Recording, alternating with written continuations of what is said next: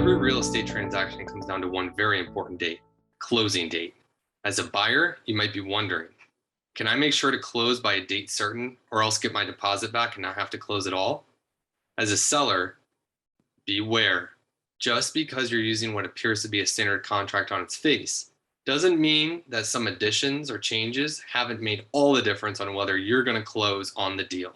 In Inlet versus Martindale, the fourth DCA recently upheld summary judgment in favor of buyers who backed out of a deal when closing didn't occur on time. Here, in that case, the parties were using a standard real estate sales contract, the as-is contract, as it's often called. And in the fourth paragraph, there's a place, unless otherwise provided for in this contract, the parties agree, some language, to close on, and then a blank to fill in. Normally, parties just fill in a date.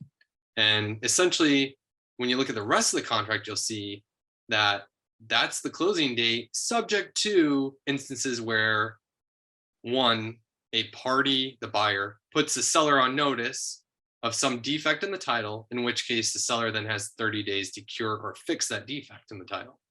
Well, here, the parties had lined through the blank in that closing date, and they had written in C addendum with additional terms.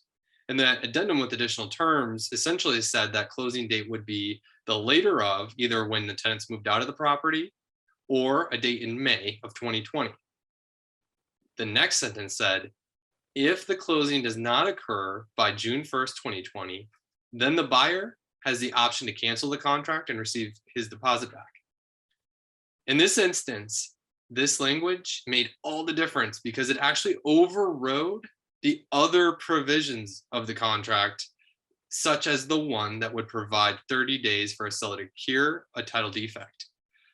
It's interesting because on its face, you could see how someone might not think that the language used, that option for the buyer to back out of the deal, so to speak, and receive a deposit back, would necessarily remove that introductory language unless otherwise provided for in the contract. However, if a lawyer were advising early in this transaction, it's likely that attorney would have warned a party about the very fact that that additional language would override that introductory sort of phrase. And that's why it's so important to consider getting legal counsel, even when you're dealing with fairly standardized form contracts.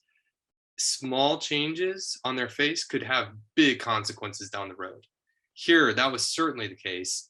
And I'm sure that the seller wished they had retained counsel and gone over that contract before trying to close on that big deal. So just keep in mind, even when you're using standard contracts, it may be wise to consult an attorney.